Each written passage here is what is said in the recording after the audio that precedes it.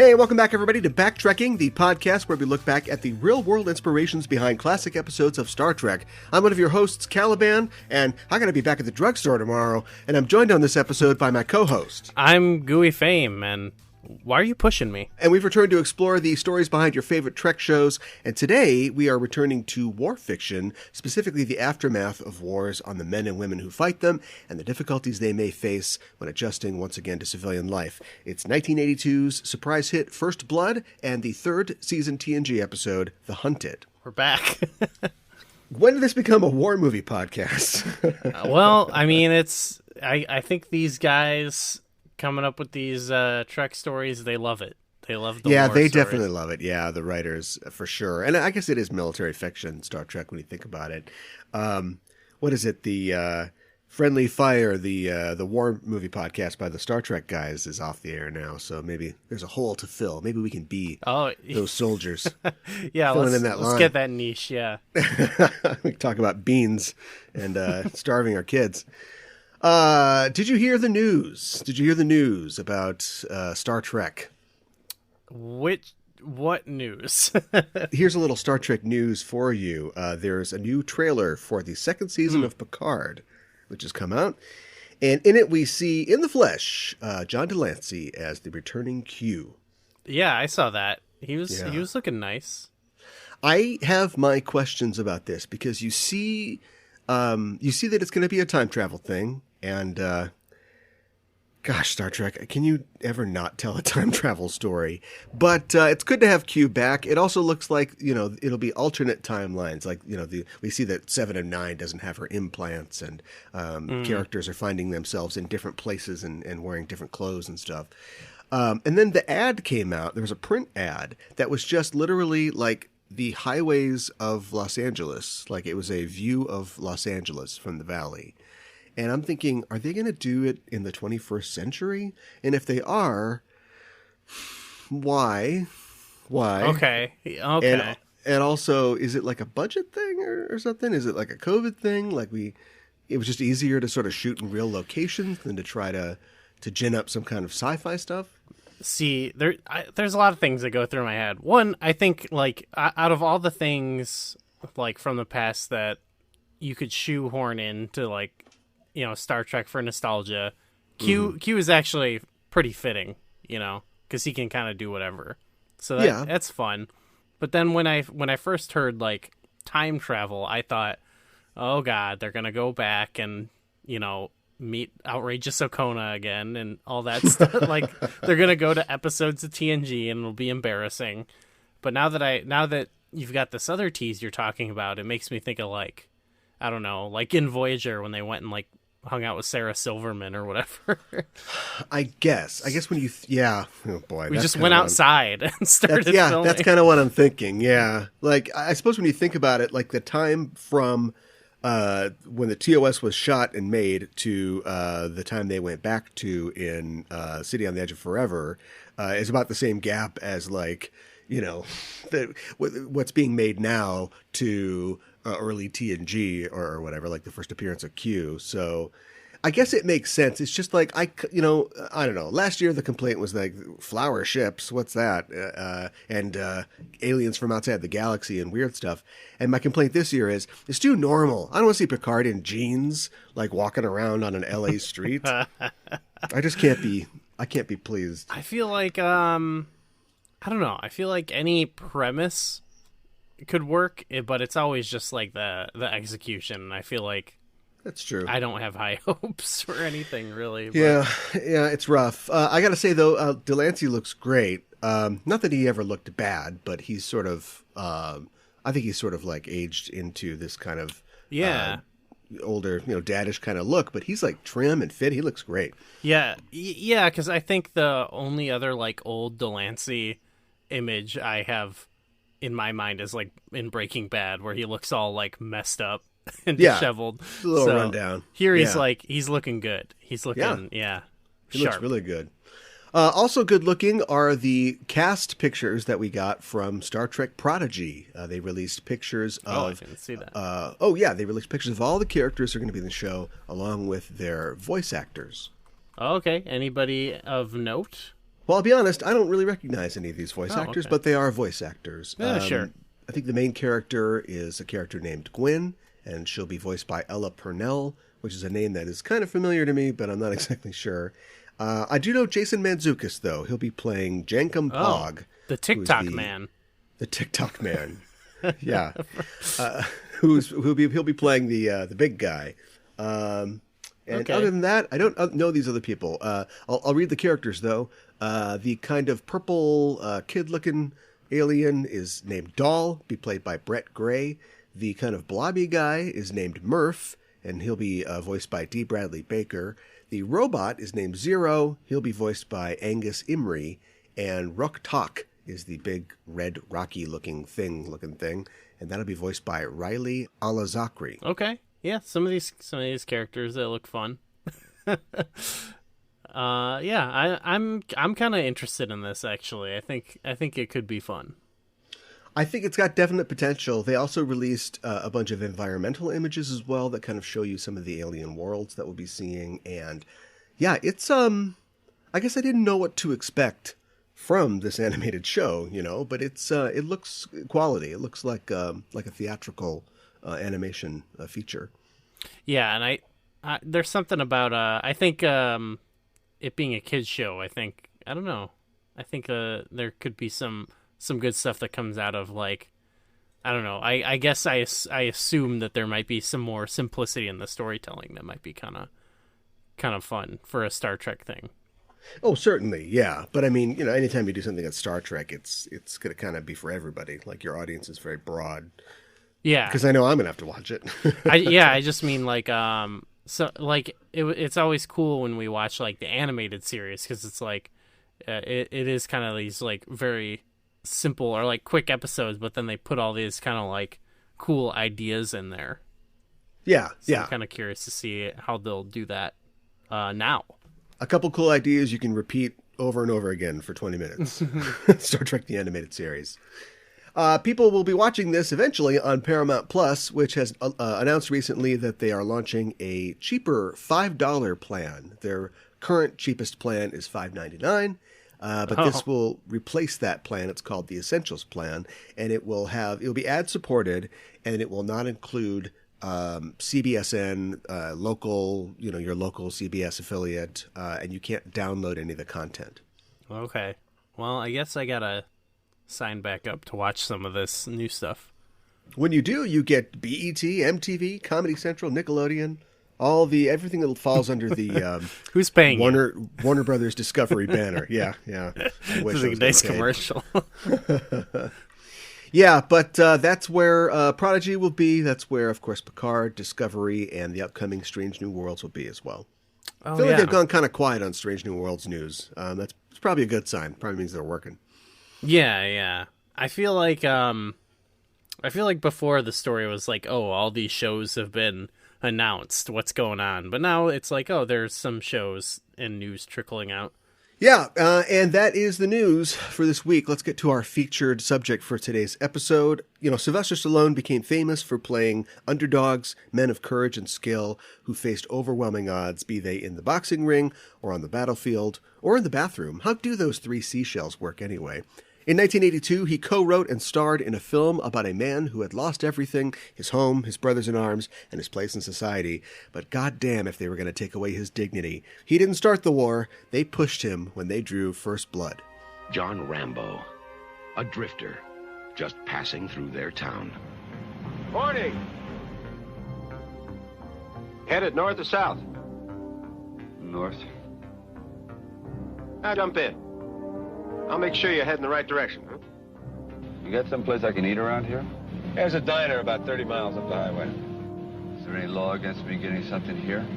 Yeah, me. I want you to book this gentleman for vagrancy, resisting arrest, carrying a concealed weapon. They knew he was innocent. Starting to dislike you. A lot. And they didn't give a damn.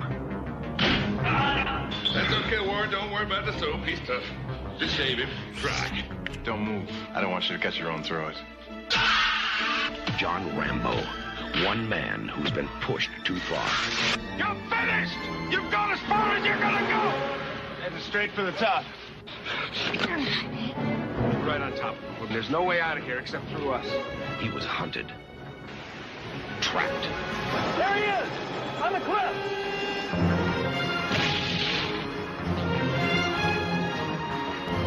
And forced to fight back. Don't push it. Don't push it. I'll give you a war you won't believe. Teasel, you and all your men couldn't handle him before. Now, what makes you think you can handle him now? Because God knows what damage he's prepared to do.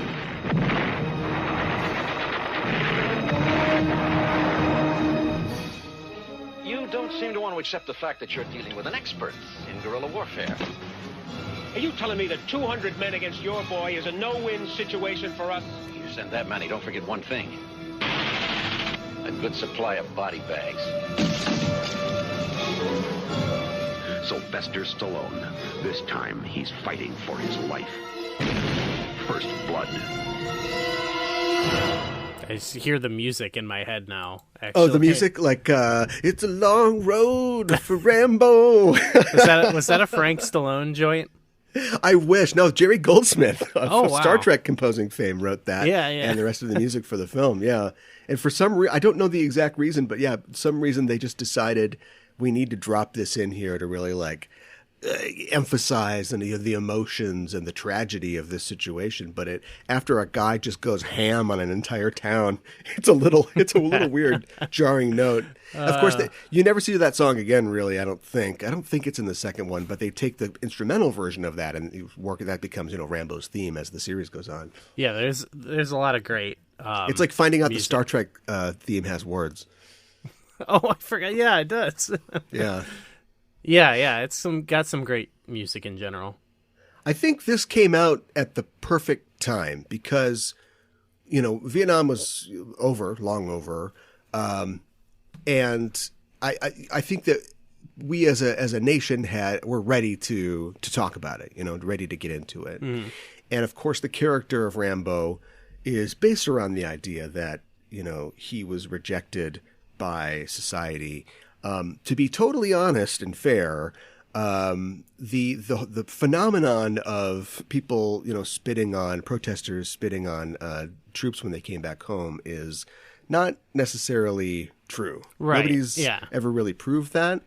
And it's because of, I think, fiction like Rambo that really has been perpetuated for years and years. I'm not saying that it wasn't tough for veterans coming back home. It always is. But that specific phenomenon has never really been confirmed. And it keeps getting trotted out. I was reading a lot of kind of articles about this. It keeps getting trotted out, interestingly, when we are in conflicts. So like George H.W. Bush sort of brought that up.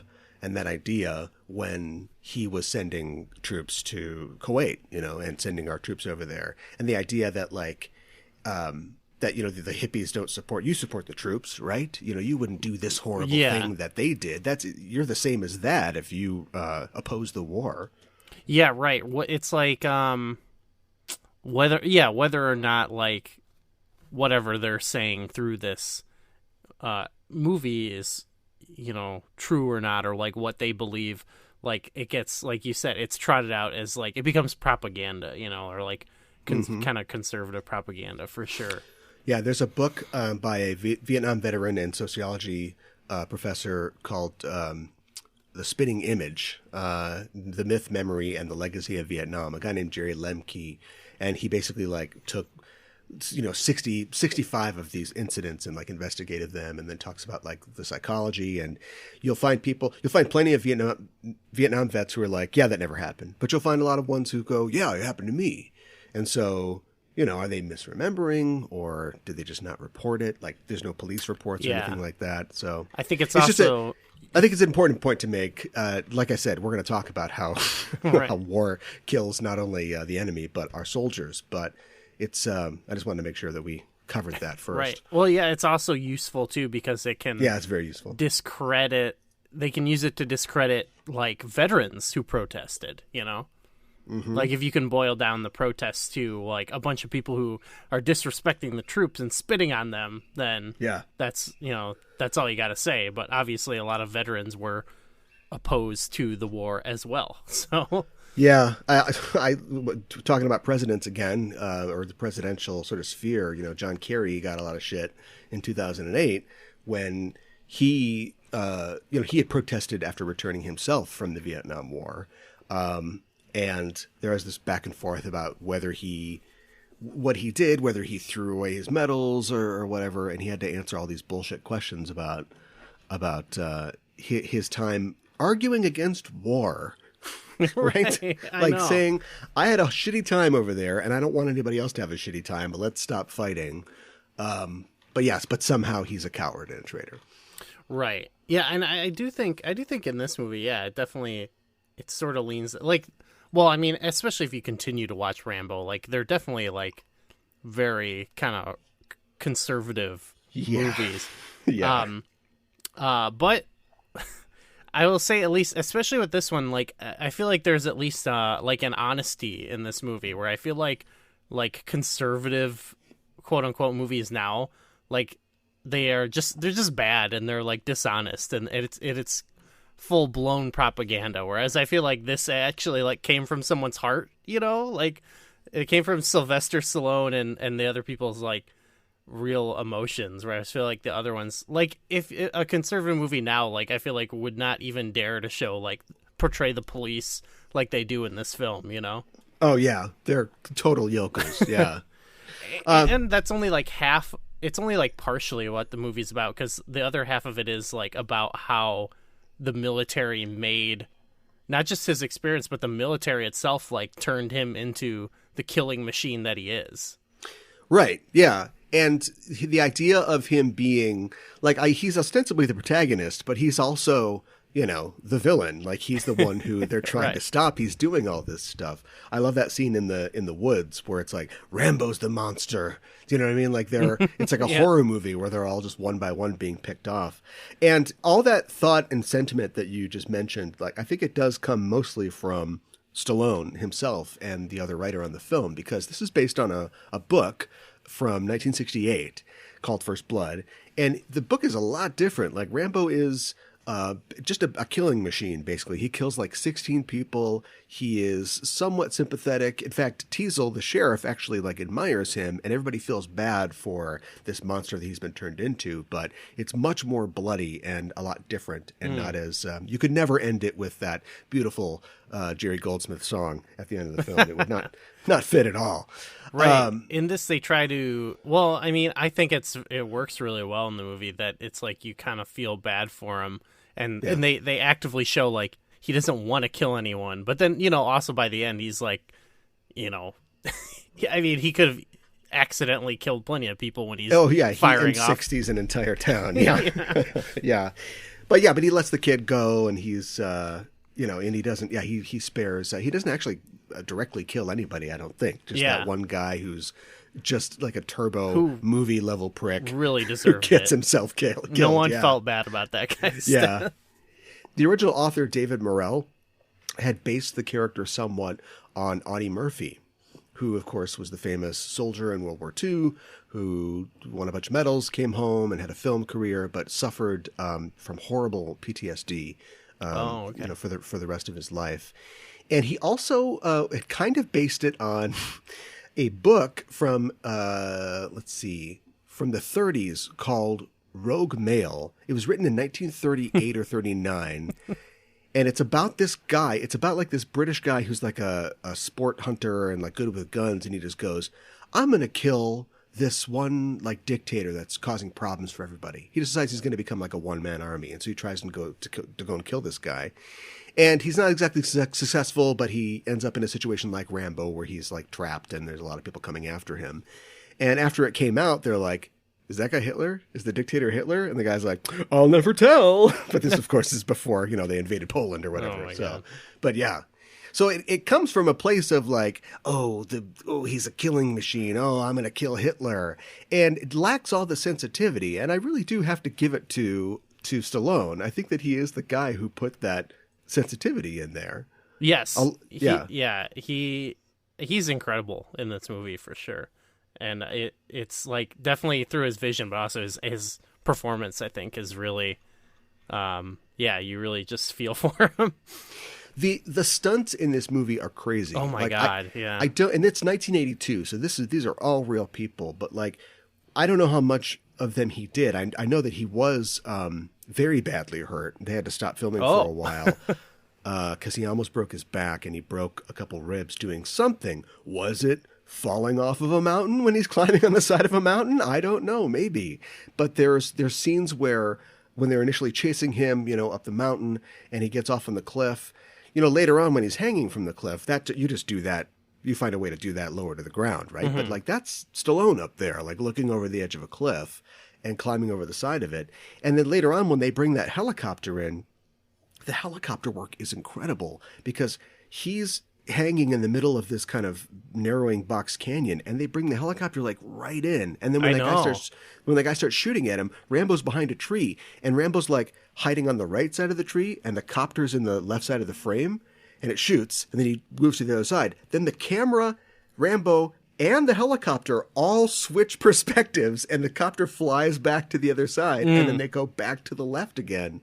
And the kind of control that you need to do a shot like that, and not only with the camera, but the helicopter pilot and everything, it was just that was amazing. That would all be a computer now. You would never do that for real. Yeah, okay. So I was gonna say I was watching this and like there's the car chases and all that stuff, and I'm just going like, oh my god, and stuff's crashing, and I'm just like, they don't make them like they used to.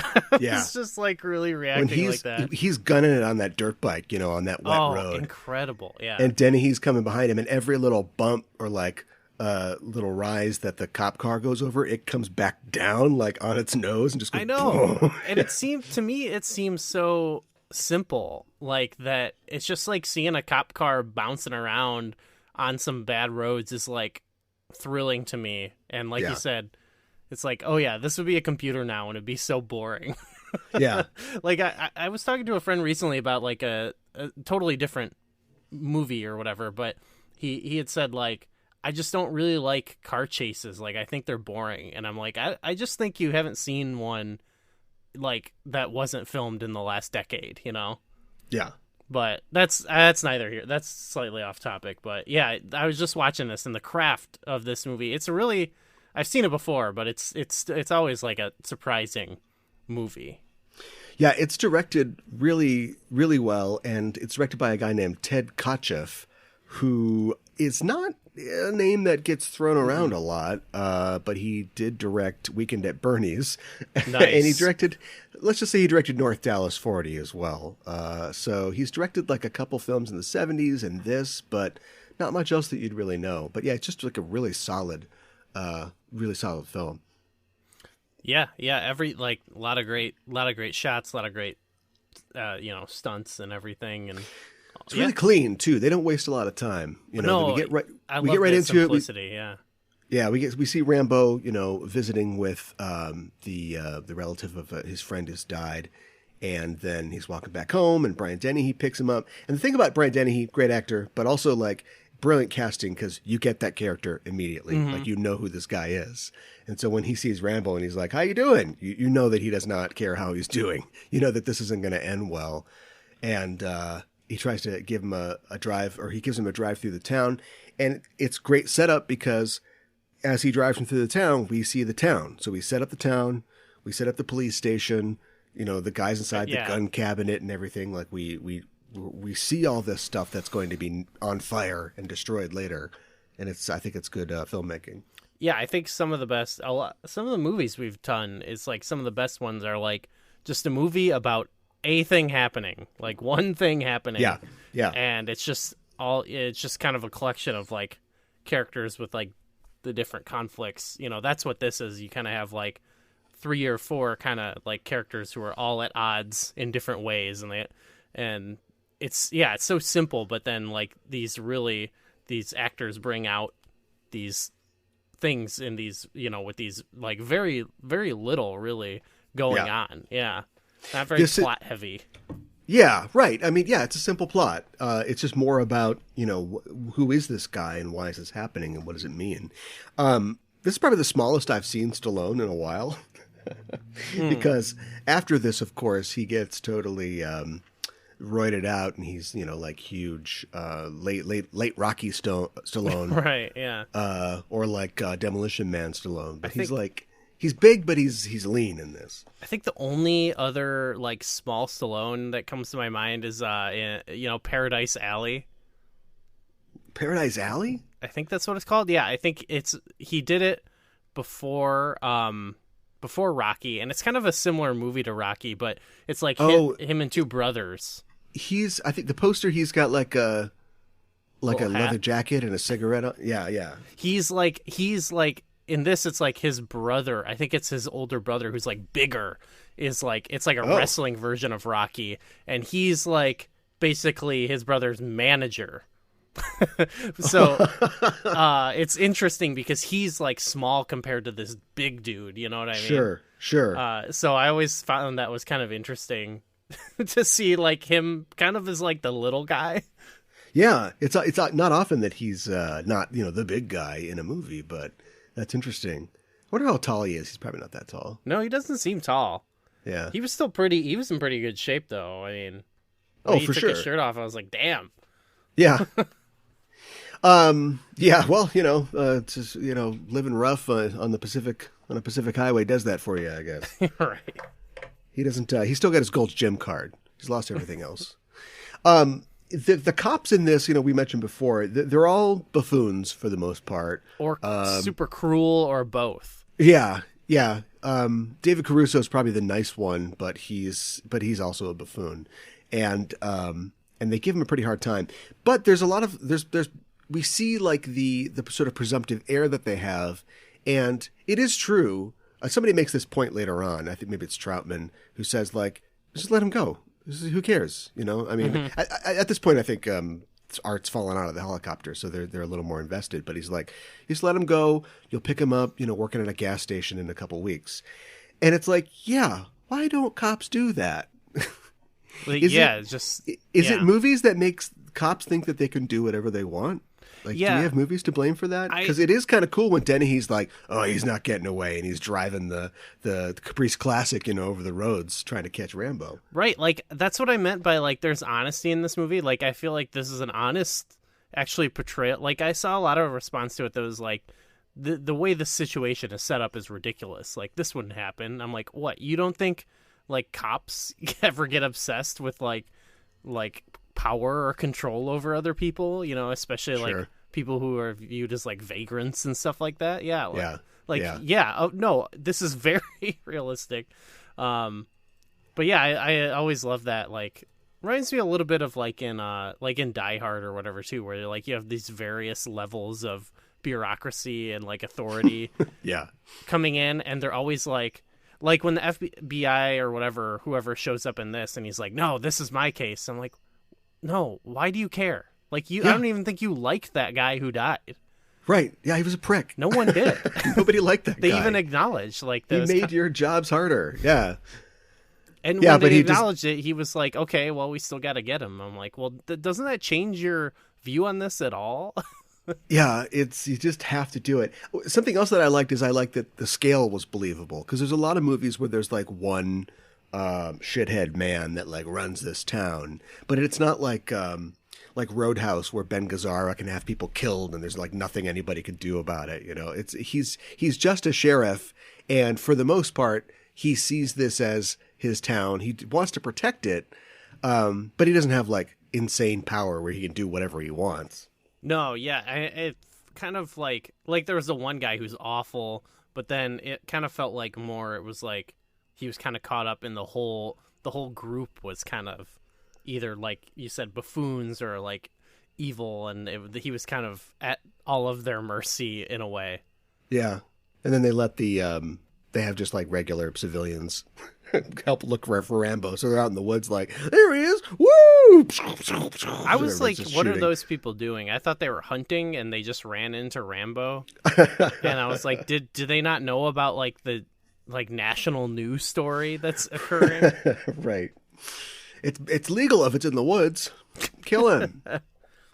Yeah, I like when they're, but the cops are well armed too. Maybe this is something for like foresting cops or something, but they've all got like automatic weapons, and they're talking about going up. It's like just like deer hunting. Yeah, I got a couple of bucks last year. This is gonna be fun. Right. I liked how they had the couple, like, kind of the younger cops being like, when they find out he's like a Green Beret or whatever, and he's like, okay, yeah, right. Like, we're gonna do anything. Oh, great. That was great. Yeah, the one voice of reason, and nobody listened. And then David Caruso kind of disappears at the end of the movie. He's not really around. I love that, and like they also had like they kind of like were pretty rude to the National Guard, which was fun. Yeah. I don't know if this is. I haven't heard anybody make fun of the National Guard in a while, but I think this was kind of the general tone at this time in war movies. You know, the weekend warrior guys that come out, but they hit it pretty hard. And I like the fact too that apparently like a couple of them are local because the one guy's like, you know, I gotta get back to the drugstore. It's like, hey, you blew Rambo up. Now you got to dig his body out of there. Yeah, I am like kind of thinking like, are they doing that in comparison to like actual soldiers in their mind? Or I was fine with it either way. I'm kind of fine with the lampooning of the police and the National Guard. Yeah. Well, the worse they look, the better Rambo looks. Yeah, that's true. But he already looks great. It made great. Green Berets seem really cool. Yeah. It's not like when he in the subsequent films, you know, he goes back to Vietnam or whatever, and most of those guys are pretty good. Yeah. And then of course he fights the Russian army in Rambo 3. Yeah, but he gets like exploding arrows and stuff. So Yeah, right. Yeah, this is I wonder if we could find any examples of other film series where like the first one has had a real statement and then the rest are just like action schlock. I think it's like Don't say the Fast and the Furious. Don't do it. No. I was gonna say it's. I feel like it's kind of. It makes me think of like they're like horror movies. There's some that are like that. Like Halloween, I feel like is kind of like that, where the first one is like a classic, all-time classic, and then it's immediately like a super big drop from there. I would agree, even though the whole point of Halloween is there is no point. Like he's just a screwed up kid. Yeah. But like that is Carpenter's artistic point. Like, here's my point. No point. So that's fine. But then later on, like, you know, he's like, what if his niece was psychologically... LL Cool J is using kung fu on him. And, right. Yeah. It's a little different. Rambo has medals like Audie Murphy. He's got the Congressional Medal of Honor. That's another thing that sends some of those younger cops off. Like, oh, great. Oh, yeah. He's got a Medal of Honor. And then we see Colonel Troutman, who is sort of Rambo's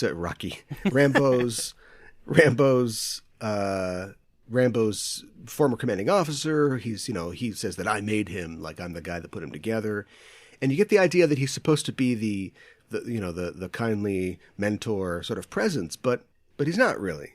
You know, he's here to clean this up. Somebody sent him here to take care of this. Do you know what I mean? Right. I think in the later films, they really build on the bond between them, and that's all well and good. But if those films didn't exist, like, he's just the guy who's here to clean things up. You'd imagine that Troutman himself was a Rambo at one point. Like, he was a killing machine. He's just been a killing machine that's been promoted to a desk job in Washington. They actually, like, establish in here, like, oh, if you actually got to him, would you kill him or not? Basically. Yeah. And actually, I think the last time I watched this, there was like a little like bonus feature afterwards, and I think in it they said the original ending was he kills him there. Yeah. And I think Stallone was like, you don't kill your hero. Yeah, Stallone definitely probably wasn't thinking about, you know, the franchise and the future of the franchise at that point. But yeah, he did sort of change that idea. Yeah, in the book, Troutman does kill him, and I think they were hoping to keep that, or at least have like a, you know, Rambo commits suicide type thing. But yeah, I think it's more poignant because the thing is that the problem doesn't go away. It's still here. You know, our veterans that come back and try to reintegrate into society will continue to have problems. We will continue to have wars and make new veterans. And so it isn't something that goes away. Yeah. So I think it was a great, like, kind of, because you had kind of like the two prongs of the conflict there, and then he kind of added like made it like a nice kind of triangle too. Yeah, yeah. Then Rambo: Last Blood. It was pretty fun. Oh, was it? I didn't actually. Well, end up seeing it was entertaining. No Troutman though.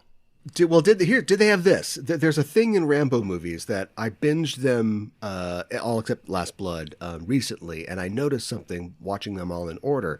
There's always Rambo presents this paradox. Rambo is always making people say that you don't do this, Rambo does this. Do you know what I mean? So it's like what you call hell, Rambo calls home. You don't see Rambo, Rambo sees you. I'm not here to rescue Rambo. I'm here to rescue you from Rambo. Right, yeah. It's like a military Yakov Smirnov bit, you know what I mean? Like in Soviet Russia, Rambo kill you. Yeah, it's like Chuck Norris meets John Wick. Yes.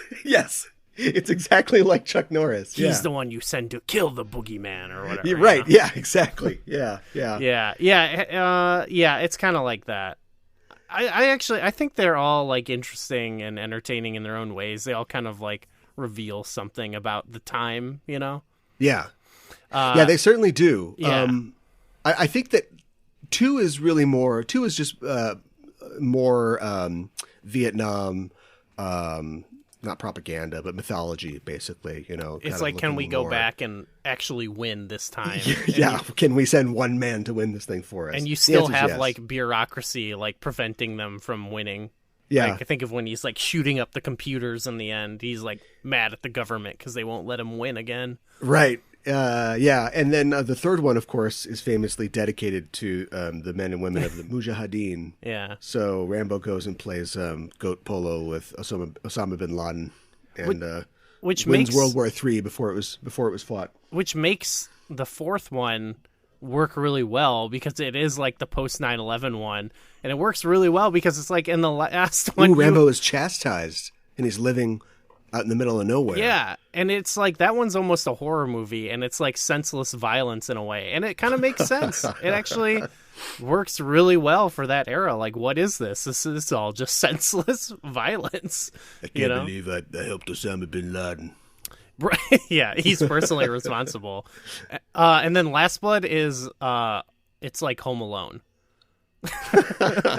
Like he does a Home Alone at his ranch. Why? Really violent. Whenever series get lost, they do a Home Alone. I don't rocks, get that. Though. James Bond did a Home Alone. Yeah, everybody has a Home Alone. There is something so outrageous that happens in the very end that I don't want to spoil it. But okay, I guess I'll probably watch it someday. It's like a very, it plays into like a lot of like right wing kind of like fears and talking points. But again, I think it has a soul and it has like a point of view to it and like an honesty to it that I don't think like modern right wing propaganda films do. So, well, there is a thing too where the left, when you see demons under every bush, then sometimes it's a squirrel, not a demon. You know what I mean? And so. I don't know. I like this narrative because I don't really like John Krasinski very much, and I think that he is like a secret prick.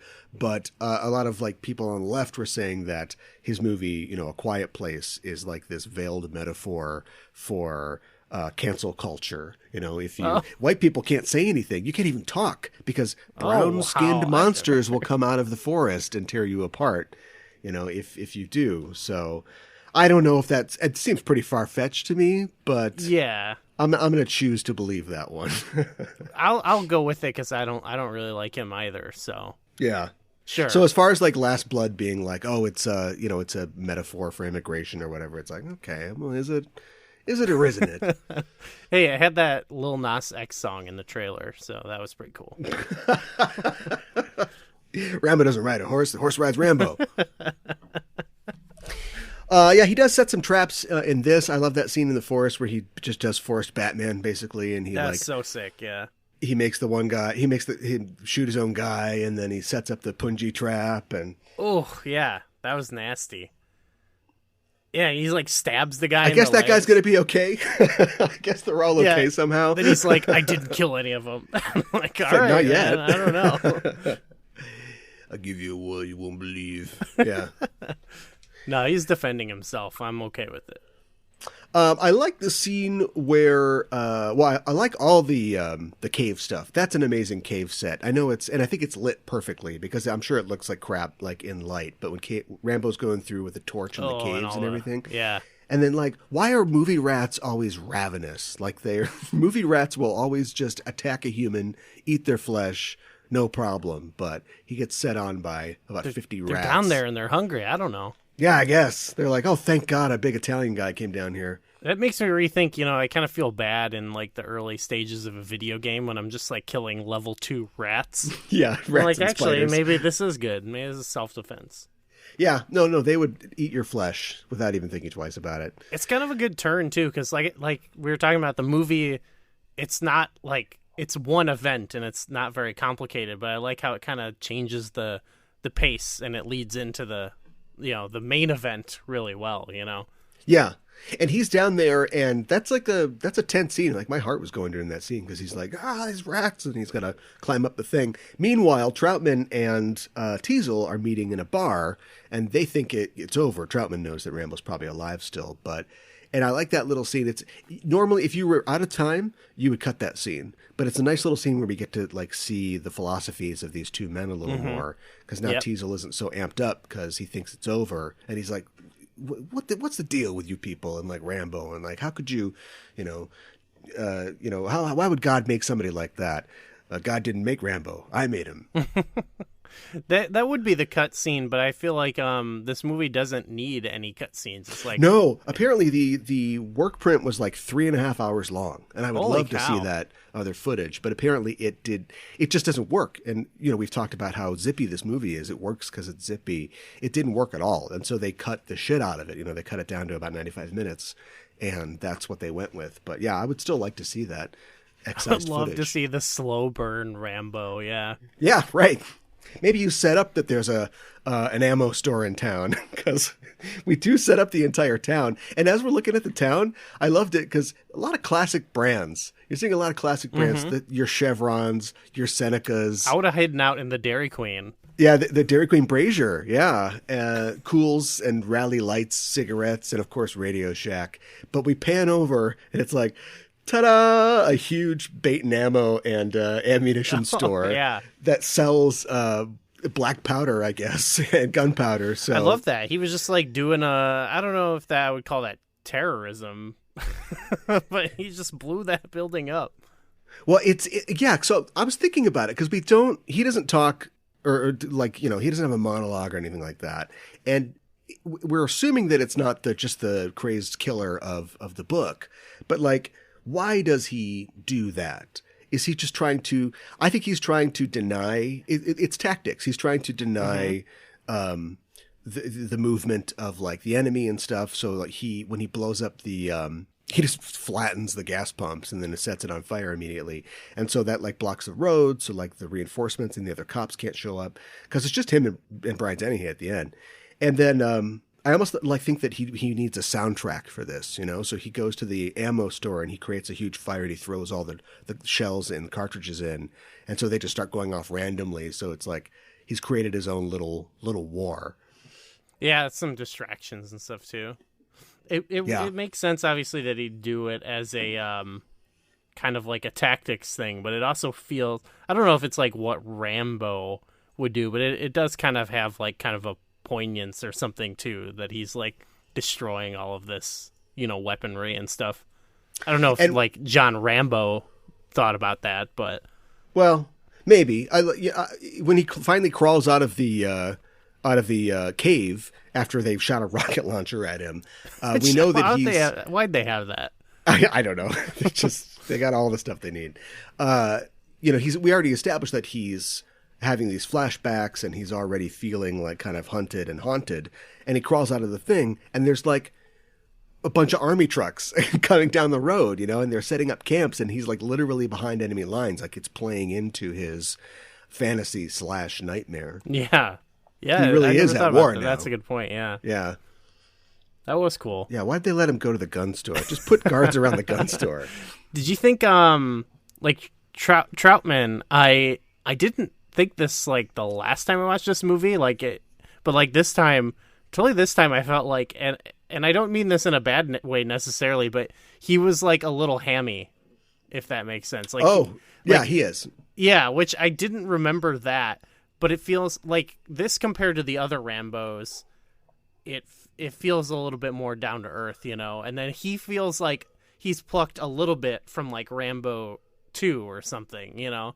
Yeah, he's doing Richard Crenna's, like you said. He's playing it up a little bit. Yeah, he's doing the, like you said, the Chuck Norris jokes or whatever. And yeah, I made him, and I'm like, wow, he's kind of going for it in like a fun, almost cartoony way. But he's a little arch. Yeah, it adds a little extra flavor, I think. It does. If this was made and they tried to get this made for years because the book was written in the late 60s. It was optioned almost immediately. And then many directors and screenwriters kind of bounced off of this project over the course of the 70s. If it had been made in the 70s, I think it would have been a little more flatter in tone.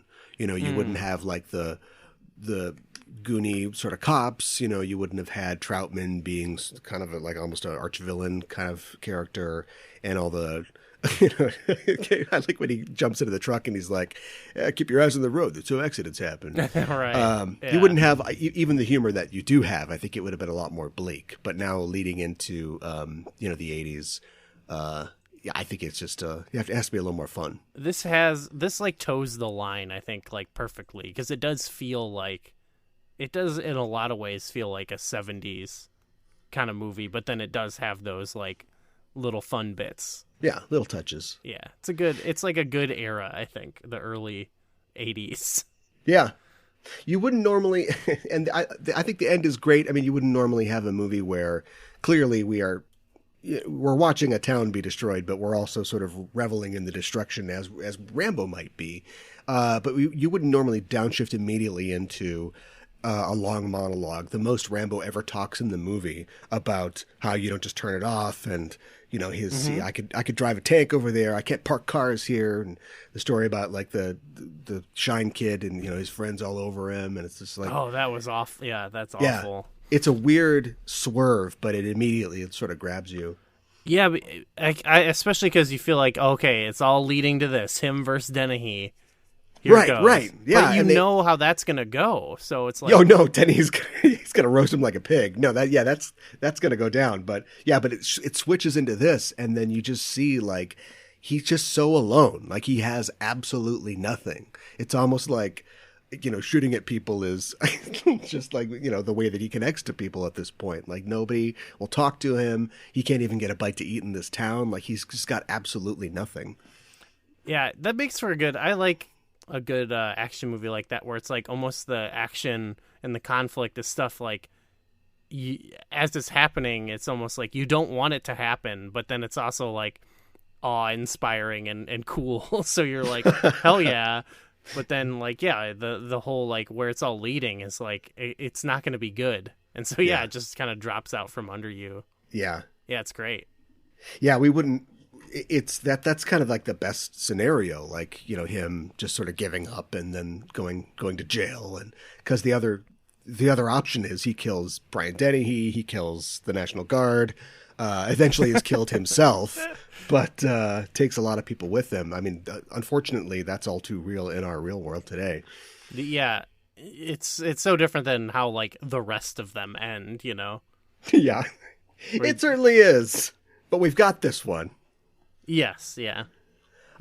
Any other thoughts about First Blood before we move on? The firstest of the blood? It's great. I love it. This is, I think, one of my, I wouldn't say one of my favorite movies, but it's pretty great. I love this movie. It's up there for me. I always kind of forget like how much I like it and how good it is, and I sit down to watch it again and then immediately drawn back to Hope Washington or what's left of it. With that, let's take a break for a word from our sponsors, and we'll be back with more backtracking.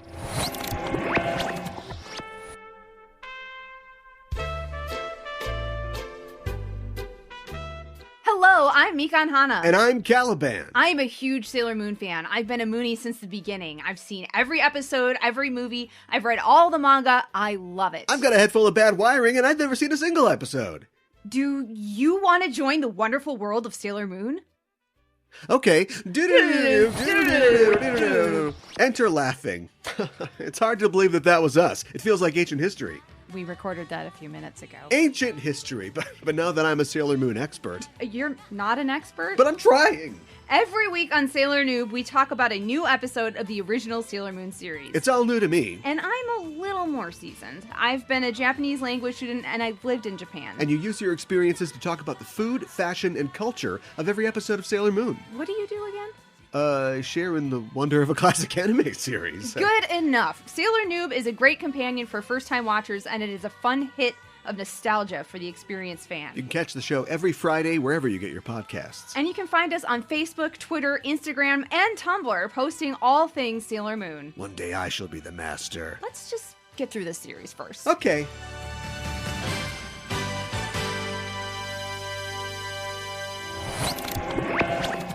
Okay, we're back, and it's time to talk about the Trek side of this equation. You know, one of the fun things about Star Trek, and indeed doing a show like Backtrekking, is that Star Trek can be so very many things. It can be a tense submarine thriller like Balance of Terror. It can be a gentle rumination on a life well lived, as in the episode The Inner Light, or it can veer even into cosmic body horror in the case of Threshold. It could even be Rambo, apparently, when the Enterprise meets a man bred by his world for violence and thrown away once his usefulness is exhausted.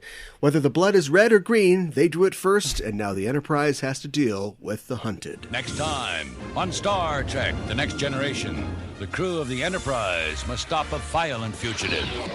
Security personnel, full alert. He's a man-made killer, risking death for freedom. He committed no crime. He's been programmed to be the perfect soldier. Now, the only escape is to destroy everything in his path on Star Trek: The Next Generation. Yeah. Did they, I mean, when we picked this, I'm trying to remember, like, was there any quote of, like, oh, we were trying to do Rambo? Because I was, like, reading about it, and it just said, like, oh, we're trying to, like, basically, like, the type of story they're trying to tell is, like, the exact type of thing that Rambo touches on. They were trying to talk about veterans coming home. So I was wondering if they were inspired, or if it was just kind of like, that's an obvious topic to try and cover. What if it's both? Okay, yeah. You know, you and I have Star Trek detective powers now, having done this show for so long, and nobody says it explicitly, but I think that it is Maybe it is they explicit. don't want to say it. Do you know what I mean? It's too soon, too close. Yeah, I guess. The one reference that I found was that the director, I think it was Cliff Ball, was talking about how they, at the end of the episode, the episode ends in kind of an anticlimax, but they wanted to have like a big shootout and a huge throwdown, and they just couldn't afford it, and they didn't have the time. And they wouldn't have done that if they weren't just following the Rambo track, right? That's exactly what happens at the end of Rambo, is there's this huge conflagration and this giant fight. And so that, and Cliff Ball mentions specifically Rambo. He says, you know, we want to do a Rambo-like thing. So for me, and also the fact that they deal with the exact same thing, and they both deal with a guy who's like, you don't beam him up, he beams you up, you know? Like, well, yeah, that's what I mean. I was like, because as I was I watched it before rewatching First Blood, and I was like, oh, yeah, this is like Rambo. And then more things happen. I'm like, this is almost exactly like Rambo. Yeah. I think we're safe in calling this one a Rambo. It's great. Yeah. I really, this was a fun episode though, for sure. It is fun, but it's definitely one of those episodes that you look at and you just go, all right, man, we get it. He's great. He's cool. He's the best. Yeah. It's almost like it borders on like Mary Sue self-insertion territory. You know, like the person who wrote it, it was a woman, and she ended up being like a script editor on Voyager, Robin Bernheim. And it's like, I don't know if she really liked Rambo or thought of herself. It just seems like when a character is this good in a script, it's like usually the author trying to like get their sort of jollies. Do you know what I mean? Uh-huh. That's kind of the concept of the Mary Sue, which was originally posited as a joke. Paula Smith, the fanfic writer, was making fun of other people who write their scripts like Captain Randy, you know. Oh, Captain Randy said, Captain Kirk, you're way better than me. Here, have some girls, you know. And this guy is just like, he's just so good. And then he's also like, you know, he's got these killing skills. He's got these like technological skills. He can beat Worf. And then also like and Data was like the only person who could really get him. Yeah, but that's the thing. Like even Data's like, I think he's pretty great, and like he can talk philosophy with Troy. Like he can just do it all. And it was just like it's a little much. Yeah, I guess so. I mean, it was silly. I'm not trying to say it's not silly, but yeah. He's like, because they like unlike Rambo, like they literally like altered him, right? Yeah, like they made him a super soldier, essentially. Yeah, they conditioned him, and they don't say it explicitly, but it's implied that he was genetically engineered, to have these abilities. This actually, it reminds me. It kind of takes it a step further than Rambo does, with like how people reacted to like the troops coming home in the like more kind of like myth that's made up about that of like. Or like whatever of people spitting, how true that is or not. Where the when they go to meet like the government guys, they're like, "Well, I mean, this is what the people wanted." Like, yeah. And I don't, it's how true that is. I don't know, but they're like, "Yeah, like we're doing it because like I don't know, they like voted on it or something. Like get these guys out of here." So this really makes it seem like, yeah, like everyone just hated these guys and they wanted to ship them off somewhere else, which is like twice as crazy as like the reality they're trying to portray. Yeah, I think at the same time, though, I think that it takes on a bigger thematic resonance because it isn't like, there are cops in Rambo, they have to get rough sometimes. There are soldiers, there's National Guard guys who are regular people, but they carry guns. And then, we made a Rambo because we needed a Rambo to win this war. And in Star Trek, you get the impression that the people from Arugula 3 or whatever their planet is like they are not normally violent people. Like their whole culture is very non-confrontational. And so they had to make a man like Roga Danar who could fight for them. But once they won that battle against their opponents, then they're like, well, what do we do with Roga Danar? Like, we don't need people like that anymore. And so I think it speaks more to the idea of a service class, of people who are... hey, have your kid work at McDonald's this summer. He can get $15 an hour, like needing like an underclass to do something for you that you don't want to do, is distasteful for you, and being inconvenienced by the fact that they just won't go away. Right. I guess, and that actually kind of sticks even more so as time goes on, and it's like, we're so kind of at home adverse to like seeing any sort of that conflict, but then it's like, even to this day, like it's like we're sending people to do like, varying levels of atrocities or whatever. Yeah. And then when it's like, and then being like, okay, I mean, I guess that's the whole point. But yeah, I think it sticks out even more now because it's like, I don't know. I feel like the veil is being lifted more and more. But there's still sort of this like performative of like, yeah, but everything's nice here, right? type of thing. Right. Yeah. Yeah. Like I don't have to see the penal colony on Luna 5. I hear it's fine. James Cromwell is in this, and it's his first Trek role, and I'm glad that he came back for more. I don't think he leaves a giant impression with this role, but he definitely comes back and does other stuff.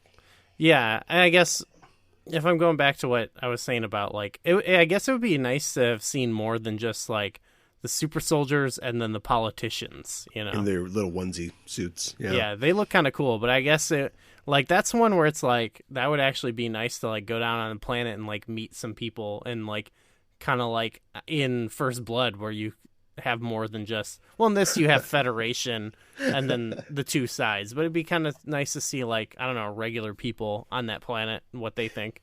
I guess I was just thinking about, like, the Roga Danar is the Chuck Norris of this pair of episodes. We've got the Sylvester Stallone. He's the Chuck Norris, because Chuck Norris can, what are all the Chuck Norris jokes? Are you old enough for Chuck Norris jokes? It's been a while. Like that's been a while for that. He doesn't do push-ups. I don't know. Earth moves under him or whatever. Yeah. But like Rogadaynar, you can only stun him with kill or whatever. Rogadaynar can do Ketracel White socially. I loved that one. Yeah, that was great.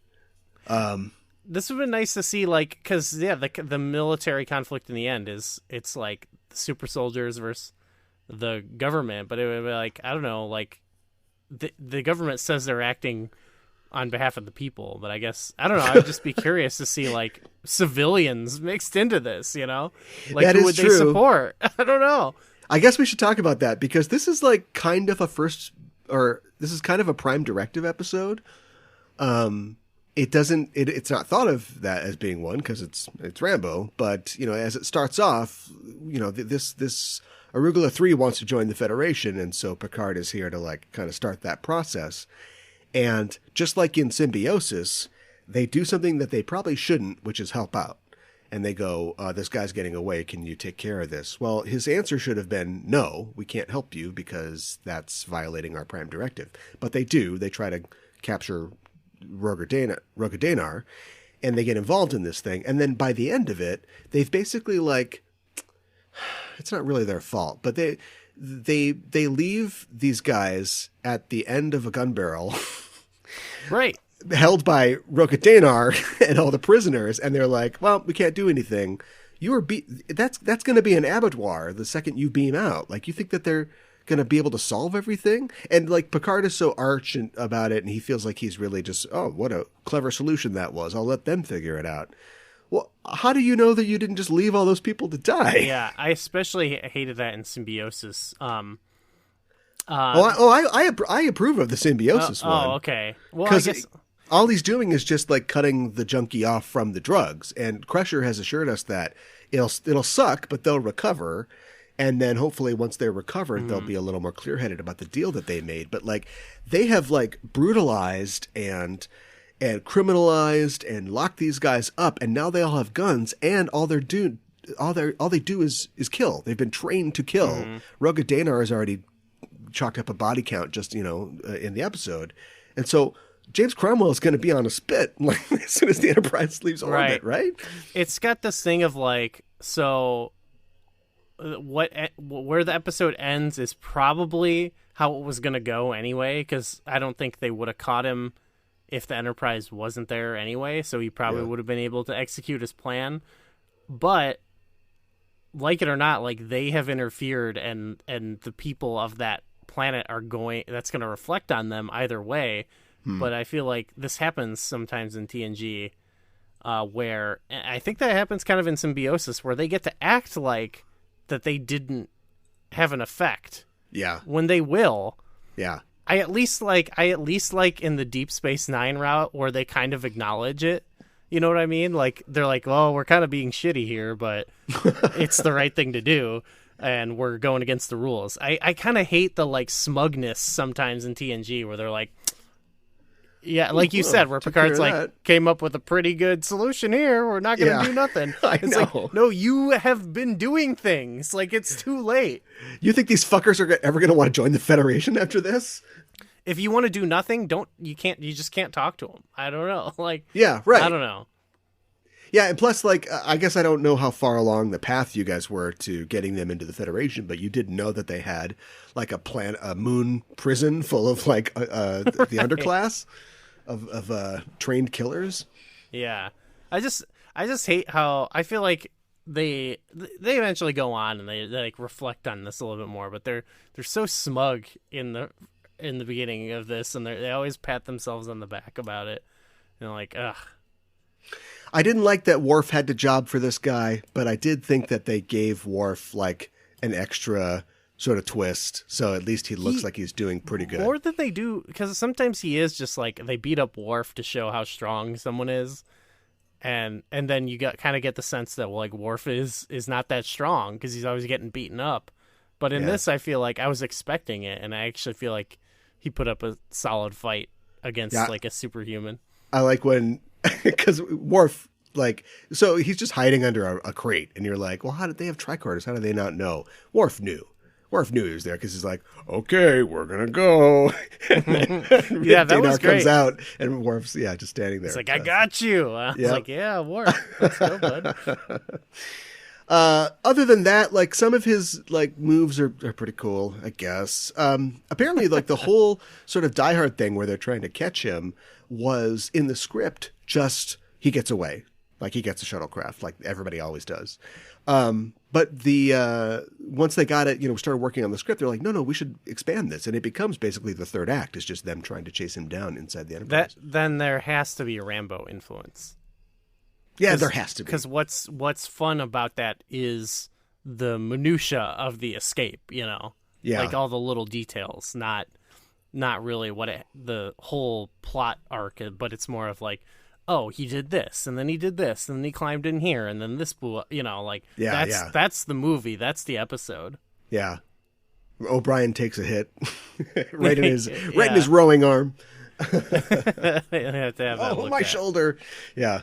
It's a little different though, because there isn't really like a Colonel Troutman in this. I don't think Farmer Hoggett is Colonel Troutman. And also Rambo is like, part of Rambo's problem is that he can't elucidate like what his problem is. He can't talk about his problem. He doesn't, that's the training he doesn't have. And those scenes where they've got Rogathanar in the brig or whatever, and then Troy comes to him, and then Data comes to him, and he's like, "Oh well, yes, I've read several books today." It's just so I don't need that. You know what I mean? Like they added this thing where he's very erudite, and it's almost like a switch flips, and then he becomes, the killer guy. I see. So he's like too good at every. He's more like Born Identity. Yeah, okay. Sure. I always heard my friend had this story that he always told me about the Born Identity that he overheard at like Giving Blood, and it was on TV, and two guys were like, "What is this movie about?" And another guy said, "This dude wakes up and he finds out he's the shit." And that's all he said. But like that's this to me is like he's just like he's good at everything. Yeah. Yeah, that's kind of what it is, I guess. Yeah. Only like Matt Damon is usually just like, I can't remember who I am. He's not like smug and like, That's true. That's true. But if he had to like pick someone up in the movie, he probably could. Yeah. And then you have to have like Troy be like, "Oh, there's a duality, I can't believe that this is the violent man that did all those crimes." Okay, tell it to the judge. Come on. Yeah. I think it's more interesting when they're doing that thing. TNG does this a lot because this is still kind of early and they still don't get. I know I love to talk about how I like it when the characters act like they're weird and alien, but this is too much. Like this is an uncool person's idea of a cool person. Do you know what I mean? I think that's just tried to like, it's like fast tracking like the humanizing that we get. Through like just like Stallone's performance. I think it's more interesting when he is difficult to relate to, Yeah. When he's a dirty hippie, with that jacket on. But like Rogathanar is like conventionally attractive, and he's tall, and he says nice things, and he's flirting with Troy, and then he's like, "Oh, I gotta kill people." I just think that it's more interesting for the plot if he is somebody who we would immediately pass over. We wouldn't look at this person. But if you saw Rogathanar, if the show didn't tell us he's like a killer or whatever, you'd think like, "Oh, this is a good guy." Rambo's like beaten down. Yeah, but sure. Again, in the beginning of First Blood, he goes to like talk to actual people, his friend who's died, his family of his friend who died. Yeah. So that's what I mean. Is like there's no actual like people in this episode. It's either that's true. Politicians or like super soldiers, and it's like maybe there should have been a scene where he's like trying to get in contact with his friend or something, Yeah, but then we lose all the cool things he can do, like break out of a transporter beam. What? That's why I liked when you said he does Ketracel White, what is it, casually or whatever, socially, because like that, I was like, that's a like Jem'Hadar power right there. Oh, is it? Yeah, well, I guess. They not exactly, but like when they introduce them in Deep Space Nine, they like have a containing field around them, and he just steps through it. And it gives you the sense of like, oh my God, can anyone do that? But that makes sense for your kind of like merciless killing force, I guess. They don't try to present the Jem'Hadar as like hey, these are some cool dudes. You Yeah, know? right. Oh boy, you don't gem Hadar gems you. All right. When the scene where he's in the brig and they're talking to him was like kind of like a Silence of the Lambs kind of thing. Yeah, sure. You know, where you've got the earnest, like in this case, woman on the outside talking to the guy who's like, "Oh, you want all the answers." And it's funny because this actually predates Silence of the Lambs by about a year. Clear inspiration, right? Yeah, that's right. We should be doing the Silence of the Lambs inspiration podcast. Lamb trekking. Well, let's start watching. Yeah, I like that. Reverse engineer it. And Picard is himself, as we said, acting kind of out of character, but you can do and say things that are meant to be in character and have them still be out of character. Do you know what I mean? Like he's talking to the guy and Farmer Hoggett says, you know, oh, this is a matter of internal security. And then Picard hangs up and he's like, ah, yes, the age-old cry of the oppressor. Who are you talking to, Picard? Okay. You are talking to no one. Yeah.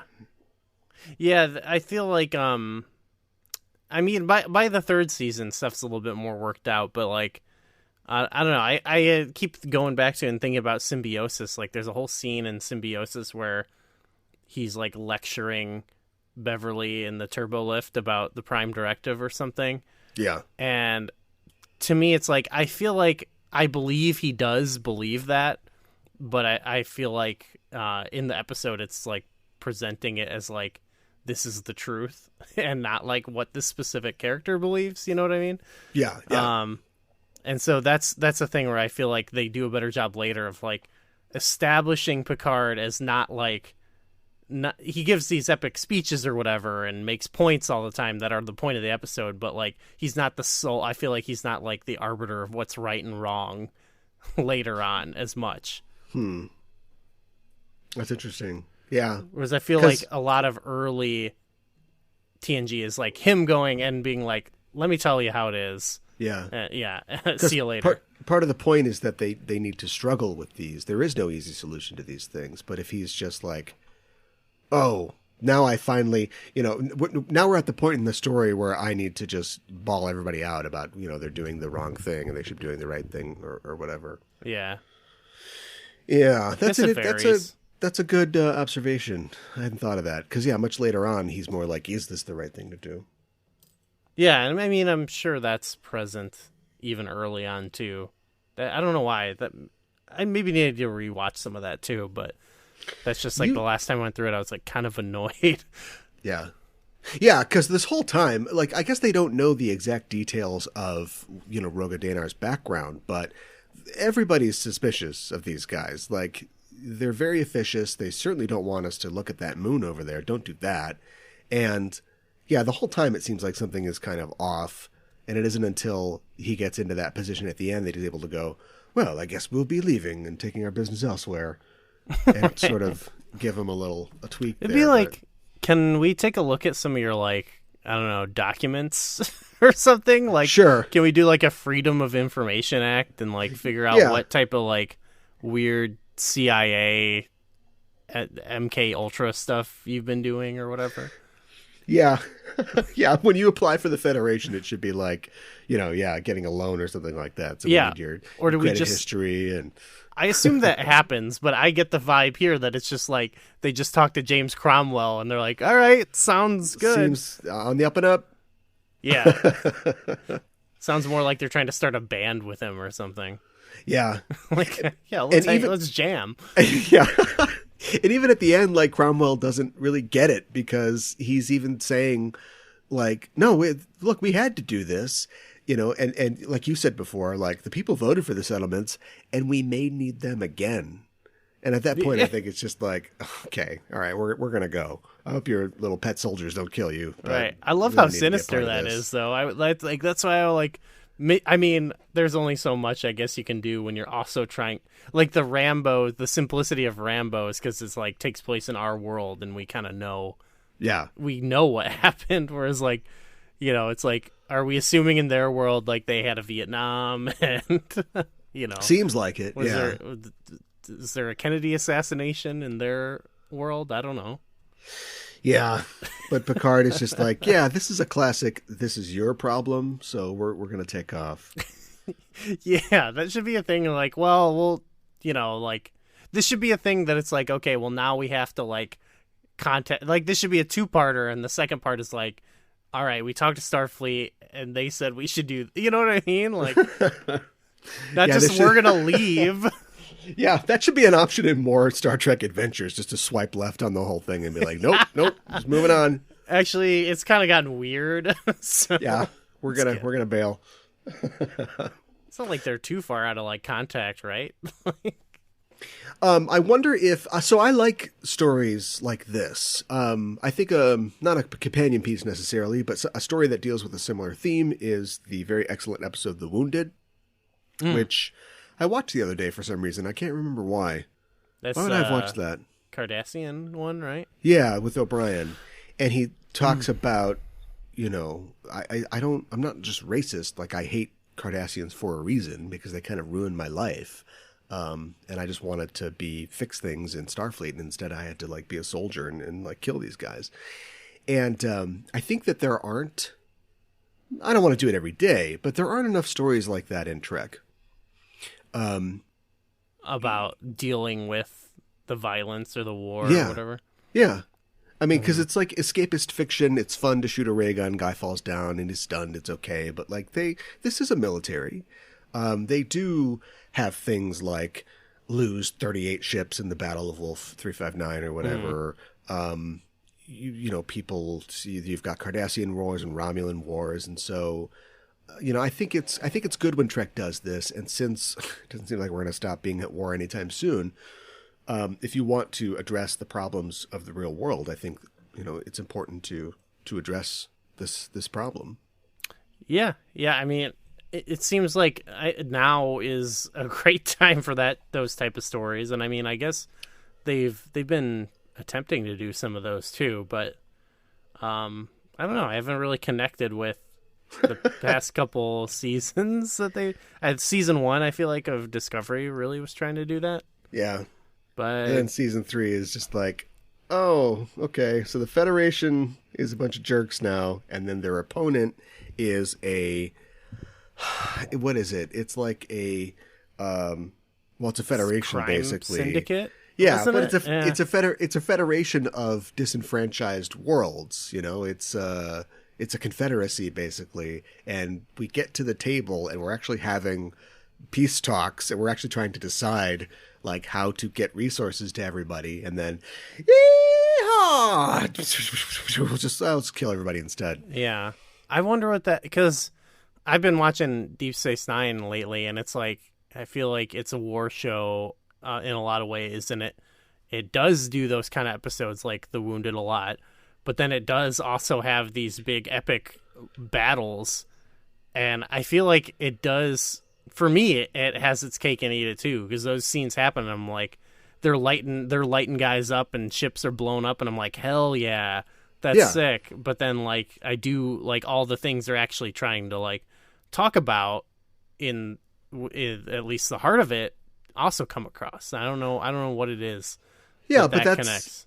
Yeah, there's nothing wrong with like bang shooty stuff. Like, as long as it's rooted in some real storytelling. I think one of the first huge battle scenes of DS9 was the Improbable Cause and the Die is cast when in Aberntane, and the Tal Shiar decide that they're going to try to take on the that's the one I watched recently, and there's like they're just getting so lit up by the Jem'Hadar, and it's like, damn, that's so sick. Oh man, we fucked up really bad. Yeah.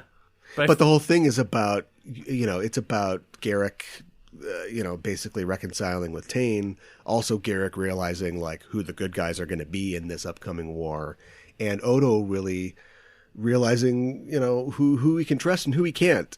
Right. And that plays back into First Blood again, where it's like all this action that's so impressive and cool, but like you don't want it to happen. Yeah. But as it's happening, it's like, this is kind of sick. Yeah. When Rambo starts pumping rounds into the Woolworth, it's like, oh no, oh it was cool though. Yeah, I was I like, always wanted to watch a might be Woolworth in blow there, up, man. Yeah. Also, there's Christmas decorations in the Woolworth. So, is this a Christmas movie? So this is the second action Christmas movie canonically we've covered. Oh, yeah. I've got a list somewhere of like movies that people didn't know are Christmas movies. There wasn't enough snow. Yeah, they filmed it. Yeah, it's clearly not winter, so I don't know. Maybe it's clearance Christmas stuff, but they filmed it in the Northwest and expected it to be chilly, but it turned out to be there was a heat wave and it was unsurprisingly hot when they had to film a lot of it. They did think he might be above the snow line. I remember that. That's right. So maybe it is a Christmas movie. Yeah. Which reminds me of that fall that the guy does out of the helicopter that's incredible, and I have no idea how they did it. That's a real guy. It's not a dummy. He just goes tumbling. You don't see him land. Yeah. So maybe a net. I don't know. Yeah. That was sick. That was so cool. Yeah. Well, that's Rambo, though. We're talking about The Hunted. Yeah, so The Hunted is a story about men who are altered by technology, and something that makes Trek is the technology that is used in the future, which sometimes facilitates what the characters are doing, but often is the actual complication that they're dealing with. So on every show, we randomly pick from a list of Star Trek technologies and add what we get to the non-Trek media and subtract it from the Trek episode and see how each would be different. We call this our technological exchange. And here's our list of technological technologies. First, we've got phasers, then holodecks, tricorders, transporters, warp drives, replicators, communicators, shields, advanced medical technology, and androids. And I'm going to roll on my random number selecting technology, and I got 3 tricorders. If tricorders existed in the world of First Blood, how would it be different? First thing is when they shoot the rocket launcher and blow that thing up, they would probably check and see if he is alive. Yeah, a lot of the film is them trying to find Rambo, and so if he can't hide as well, that would probably change it a lot. In this world, if tricorders have existed for a while, that would obviously been something he would be familiar with, and he would also take that into account. He would be trained with anti-tricorder skills. He would know how to trick you using, make him think he's over there, Sure, they find him right away, but the assuming, we get to the point where a guy like Galt falls out of the helicopter and he gets his hand on his equipment, then now he's got a tricorder. Ho, ho, ho. Oh, yeah. So perhaps he can create, false positives of signals. Yeah. I saw an episode recently where they did something like that. So it's definitely, it's a tactic in Trek War. I could see him doing it. Speaking of Trek War, the writer of this of the TNG episode worked previously on Quantum Leap. Oh, and on William Shatner's Tech War. Oh, I like that. Which I've never actually checked out. No, me neither, actually. Maybe I should. I don't know. I've never really thought now to do is the time. It's never been a better time. I knew a guy that read some of the Tech War books in high school, and he said they were good. It's something... I mean, I've seen plenty of videos and stuff, so I'm kind of... it's cheesy. I mean, for sure. Yeah, but it seems fun. Yeah. I feel like anything you include Rambo is prepared for, Yeah, I guess he would be. Maybe it's just a question of how he is going to beat this tricorder thing. Yeah, but also tricorder in this case, I think would mean just advanced sensing capability in general. Possibly, if he's wounded, they can tell, oh, he's been hurt. Boy, there's sure are a lot of rats in this cave I'm picking up. They seem hungry. Yeah, maybe he blows up a tricorder store. That's what he does at the end. He breaks out. No, he's in the tricorder store. Maybe I'm picking up 50 Rambos all around the town. Maybe the U.S. would have done better in Vietnam, and so maybe things would have gone better for Rambo. I don't know. You don't surround Rambo. Rambo surrounds you. Yeah. I guess it depends on how far. When was the tricorder invented? Then I guess because maybe we just killed all the Vietnamese in Vietnam, no problem. It's a totally different film. Yeah. Oh, wow. Rambo's a hero. Oh, God. Yeah. Then Rambo he actually is Troutman. Yeah. Right. He runs for president. He's like the next Eisenhower. President Rambo's the next one for sure. Whoa, that's a good idea. After Last Blood, then President Rambo. That is a great idea. Jesus Christ, I feel like we just got out of this with people photoshopping, Trump's head onto Rambo or whatever. Oh yeah, actually, that's very real. So there would probably be no, Stallone would never let it happen, but like that would be a very like crappy conservative movie, like of the ilk I was kind of getting at now. It's like a Trump-like figure, but they're Rambo. I might like that'd be like a movie Ben Shapiro's film studio puts out. God. Yeah. I'm depressed. Was this supposed to depress us? Sorry. Because I feel like it has. Rambo now, he would be fighting SJWs, Yeah, he's just Rambo. Movie starts, Rambo's canceled, and then it just goes from there. Yeah, he would be like a college student.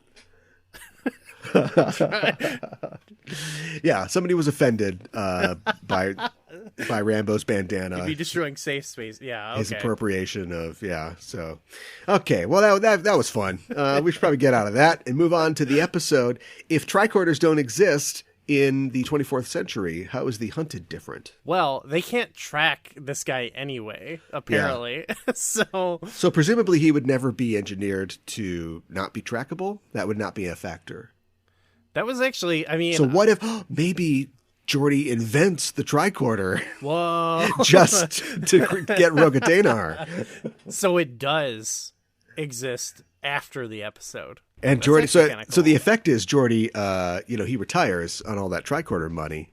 They call it the LaForge device. Yes, Give me a LaForge scan of this area. It would measure LaForges. LaForge units. I actually kind of liked. I know you don't like all of the attributes that they gave to him, but I kind of liked that he was like didn't have a life sign. That's kind of cool. Yeah. Like that. I don't know if there's is that a metaphor for something, right? Yeah, I guess that's what I'm thinking of, and like kind of the like cheesy half metaphor is that like he's dead inside or something. He's not human. Yeah, that would have worked a lot more actually if he was like a beaten down kind of Rambo like guy. I know, but like the casting office of TNG in like the late 80s just could not resist like tall guys with blue eyes. This guy could have played Akona, right? Yeah, imagine what if Andy Serkis plays this guy? Do you respond the same? We just need a little freak to play this guy, yeah. Yeah, on the Bechdel cast, which is a podcast where they look at movies from the perspective of the Bechdel test, they talk about the Steve Buscemi test, which is like if a guy does something to a woman in a movie and it's like, no, it's cool, like she's into it, but it's like a weird thing, you have to imagine if Steve Buscemi did that, would it still be cool? And if the answer is no, then nobody should do that thing. If it's like... That's pretty funny, actually. Like, who's like the weirdest looking guy you can think of? Yeah. So if Steve Buscemi's like, oh, Troy, seems like you and I could do something. It's like, okay, well, maybe this just shouldn't be in the episode. Yeah. A dark-haired woman broke my heart, or whatever. Yeah, right. Yeah, great dialogue. So anyway, if you don't like the last couple seasons of Voyager, you can blame Robin Christopher. Did we nail it? There's no tricorders. So you can't find him. He's tough to find anyway, and he's getting away, like for sure. The way that he disables the Enterprise, I thought was interesting, and it's not something we usually talk about, which is he disabled like the external sensors, so the Enterprise can't look around, they can't do anything, and he gets away in like a slow ship, but he's basically. Like, if you blind the Enterprise, you've essentially stopped it from doing anything because you can't fly at warp without seeing where you're going. Right. Like you can't do that at all. So all he has to do is take out the external sensors, and he's basically crippled the Enterprise. And I thought that was kind of interesting. But he wouldn't be able to do that because complicated sensors don't exist. So they'd be able to look out of the window, which is how they fly ships in this universe. We're getting closer to my ship punching. We always do. We always do. And he'd be able to follow the arugula ship. But he'd have like a ship fist, like a bigger 2 fists. I don't know. He'd have a ship boot that he'd step on him with. He'd have a ship smokescreen. That made me think of, I liked when they were like poking around the planet or whatever to like find him, and they're like, is he over here? He did the thing where you're like, you know, like shifting around the thing you're hiding behind. Right, yeah. Like, no, he's not here. Right, I mean, oh, he's gone. What's the asteroid made of? Lead? Like they can't look through the asteroid with their sensors? And then, of course, after he does something, everybody has to go, this guy's good. We get it. We get that he's good.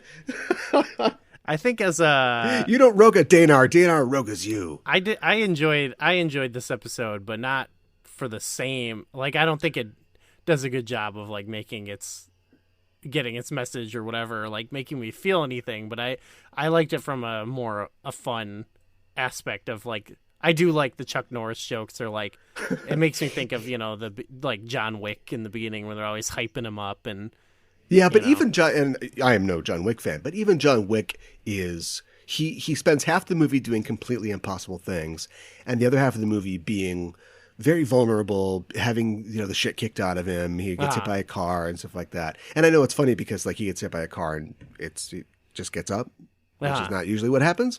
But even at the end of the episode, Roga Danar is completely unbowed, and he's even like, yeah, fucking kill me. Go for it. Just do something. Okay, don't ignore me.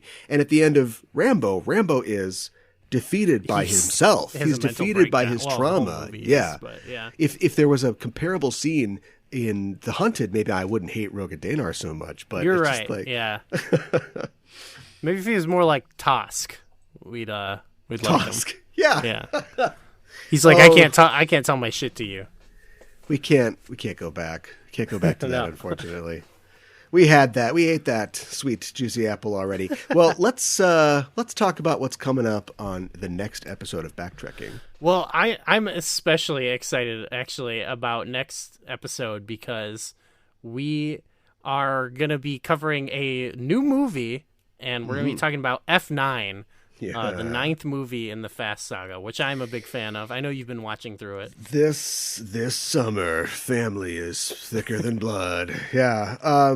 Yeah, I have. I've finished my watch through of the Fast and Furious films, and I have to say, it was not a waste of time. That's great. That's good to hear. That's a super low bar, but they are very enjoyable. They're very ridiculous. I see what everybody likes. I'm a little dismayed that they keep getting longer and longer, and this next one is like 3 hours long. I kind of love it. I don't think they need to be that long, but I love it. It's so ridiculous. I think it's incredible. The longer they get, the less kind of believable they are, because you know if it's 3 hours long, then they're going to be surviving plane crashes. They're going to be, what was it like in the 7th one? He just drives his car off a cliff and just crashes his car. That's a solution for like 3 issues in that movie. And it's like, but the whole thing is that you were trapped because you did not want to drive a car off a mountain, but that's fine. Or out of a skyscraper, or off of a parking garage. Yeah. So the fact that it's 3 hours long, they're going to be surviving so many ridiculous things in this. Because like, I'm not saying like, it's not my favorite one, but like the third one is believable. It's like this high school kid who's like 28. It's not from high school, but whatever. And the whole big thing is that like somebody he knows dies in a car crash, and he gets in a lot of trouble with the law, and they just got to win like this one race to get the mob off their back. It's like, okay, that's kind of believable. And then later on, they're, we got to take out this giant plane that's on a 5-mile long runway. I actually do. My 2 favorite ones are that one and the first one, because I feel like they are more believable, and like I just like the characters and stuff like that. Yeah. But then my next one after that would be like the maybe 5 or 7, because it if anything, I really love the like, it just feels like smashing your action figures together. Yeah. And I'm okay with that too. And they still maintain some of the, some of the heart with the family and stuff like that. So there's still that connection that I have, but some of them are better than others, obviously. Yeah, I liked 6. Yeah. I liked 5, 6, 7. I think are all solid. I like Luke Evans' car that like is like a ramp, so he can just like flip other sick. cars. Yeah. Yeah. But so anyway, hey, we don't want to give it away now. We'll do all this on our next show. We didn't even say we're doing that because there's a secret brother in this new movie, and That's we're right. doing a secret brother Star Trek movie, which is Star Trek 5. That's right. So I will at least see if that has any connection to the other. Yeah. Star Trek 5 is kind of like a Fast and the Furious of the classic Star Trek movies, in that I feel like it's kind of the silliest. So. It literally has a scene where Sulu has to race a shuttlecraft like a car, and he's got to beat, like a closing door, like something you could totally see one of the Fast crew doing. It's no Star Trek Beyond, but it's pretty close. Yeah. Yeah, well, I guess it's like Star Trek Nemesis has the car scene, but this is kind of like a car right. scene. Star Trek occasionally flirts with the Fast and the Furious genre. Yeah. So that's what we're talking about on the next show. But so now, Gooey, tell the people where they can find you online. You can find me. I'm on Twitter at GooeyFame. And I'm on Twitter at @KA1IBAN. Also, you can find all the shows on the Just Enough Trope Network on Twitter at Just Enough Trope. And our most recent episode of my show, Enterprising Individuals, Star Trek podcast, is an episode from this show, which you've probably heard if you listen to this show. But I'd encourage you to go check out other shows about Star Trek or other episodes about Star Trek on Enterprising Individuals. And that's it for us for this week. We'll see you soon. And until then, keep on trekking.